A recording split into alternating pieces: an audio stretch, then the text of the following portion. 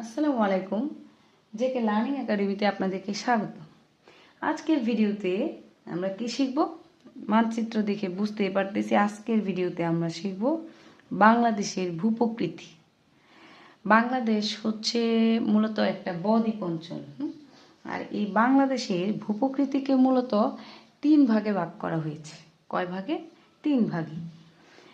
প্রথমত আমি যদি যে প্রকারগুলো দেখি, যে টারশিয়ারি যুগের পাহাড়সমূহ, প্লাইস্টোসিন কালের সোপানসমূহ, সাম্প্রতিক কালের প্লাবন সমভূমি। আমরা মানচিত্রের মধ্যে যে হলুদ অংশগুলো দেখতে পাচ্ছি, এই যে উত্তরে কিছু হলুদ অংশ আছে। আমরা যে কোনো মানচিত্রের আমরা কি জানি, এ পাশে হচ্ছে উত্তর, এটা হচ্ছে দক্ষিণ, এটা হচ্ছে পূর্ব, আর এটা হচ্ছে পশ্চিম।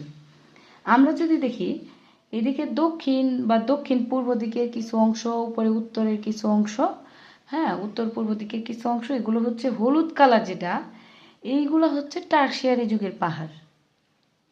আর আমরা যে লাল রঙের যেগুলো দেখতে পাচ্ছি, এই যে মধ্যে এখানে কিছু আছে ময়মনসিংহ, গাজীপুরে, আর কিছু আছে উত্তরবঙ্গে, রংপুর এবং রাজশাহীতে কিছু আছে, এইগুলা হচ্ছে প্লাইস্টোসিন কালের সোপান। আর এই দুইটা ছাড়া বাকি যে বিশাল সবুজ কালার যে এরিয়াটা দেখা যাইতেছে, এই এরিয়াটা হচ্ছে সাম্প্রতিককালের প্লাবন সমভূমি। এখন প্রথমেই যদি আমি আলোচনা করি যে টারশিয়ারি যুগের পাহাড় সমূহ, এই টারশিয়ারি যুগের পাহাড়কে 2টা ভাগে ভাগ করা হয়েছে মূলত। একটা হচ্ছে দক্ষিণ বা দক্ষিণ পূর্বাঞ্চলের পাহাড়সমূহ, দক্ষিণ পূর্বাঞ্চলের, আরেকটা হচ্ছে উত্তর এবং উত্তর পূর্বাঞ্চলের পাহাড়সমূহ।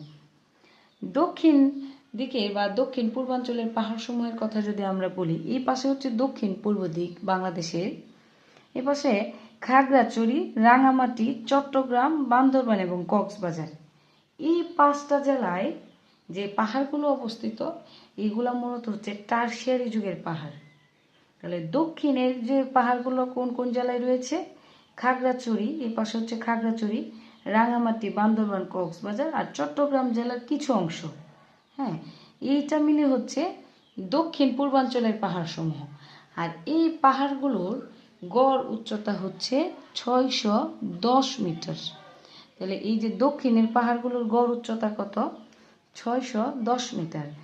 এর মধ্যে বাংলাদেশে যে বান্দরবানের একটা শৃঙ্গ, সর্বোচ্চ শৃঙ্গ, এটার নাম হচ্ছে তাজিংডং অথবা বিজয়। এই তাজিংডং বা বিজয়ের অবস্থান কোথায়? এই বান্দরবানে। এটার উচ্চতা হচ্ছে 1280 মিটার, আর এটাই হচ্ছে বাংলাদেশের সর্বোচ্চ শৃঙ্গ। টারশিয়ারি যুগের পাহাড় সমূহের মধ্যে আরেকটা অংশ হচ্ছে উত্তর এবং উত্তর পূর্বাঞ্চলের পাহাড়। উত্তর বলতে এই পাশে হচ্ছে নেত্রকোনা জেলা, আর ময়মনসিংহ জেলা কিন্তু এই পাশটা জুড়ে, এই পাশে জুড়ে অনেক দূর হচ্ছে ময়মনসিংহ জেলার, এই পাশে নেত্রকোনা, আর এটা হচ্ছে সিলেট, আর এইদিকে হচ্ছে মৌলভীবাজার, আর এদিকে হচ্ছে হবিগঞ্জ জেলা।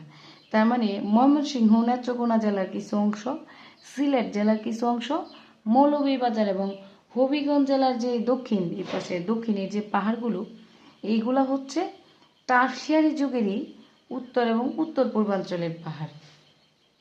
আর এই যে উত্তর পূর্বাঞ্চলের পাহাড় বা উত্তরের পাহাড়গুলো, এই পাহাড়গুলোর গড় উচ্চতা হচ্ছে 244 মিটার।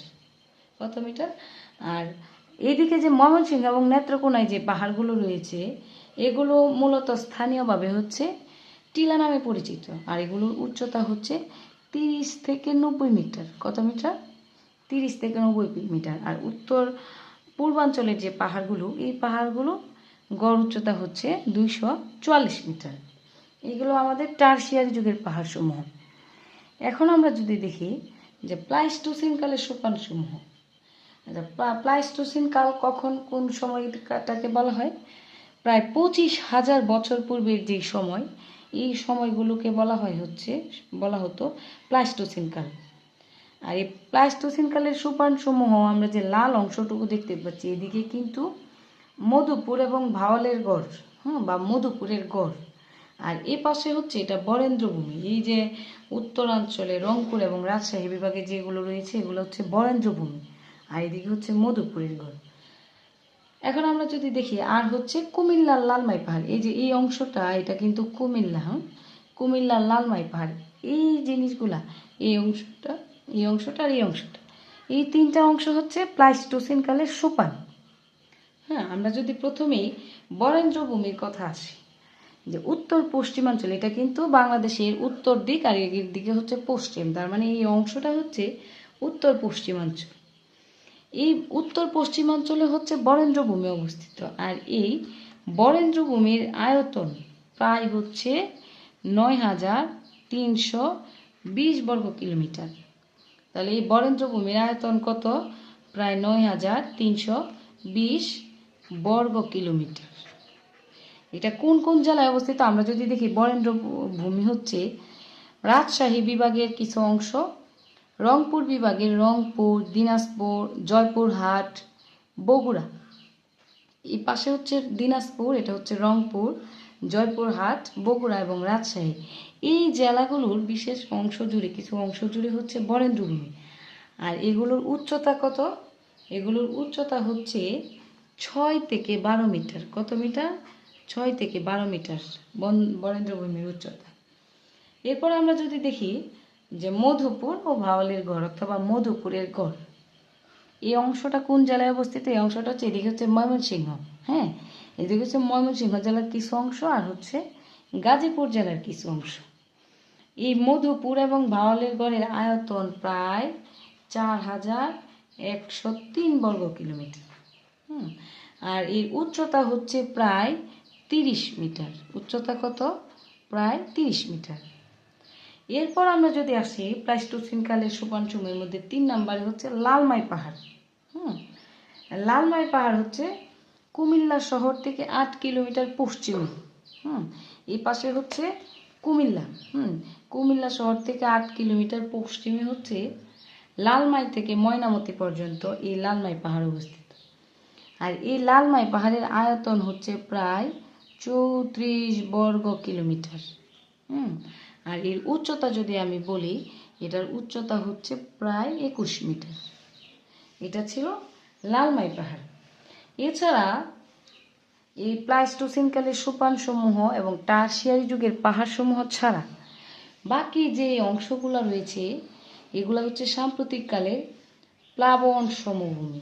টারশিয়ারি যুগের পাহাড়সমূহ ছাড়া অসংখ্য, আর এই সাম্প্রতিককালের প্লাবন সমভূমির মধ্যে অসংখ্য ছোট বড় নদী বাংলাদেশের সর্বত্র জালের মতো ছড়িয়ে রয়েছে। আর এই সমতল ভূমির উপর দিয়ে এই নদীগুলো প্রবাহিত হয় এই অঞ্চলে, বা এই সমতল ভূমির উপর বর্ষাকালে বন্যার সৃষ্টি হয়। এভাবে হচ্ছে প্রায় বন্যার সাথে পরিবাহিত মাটি সঞ্চিত হয়ে বিশাল প্লাবন সমভূমি গঠিত হয়েছে। এই ছিল আমাদের বাংলাদেশের ভূপ্রকৃতির আলোচনা। আসসালামু আলাইকুম, ধন্যবাদ সবাইকে।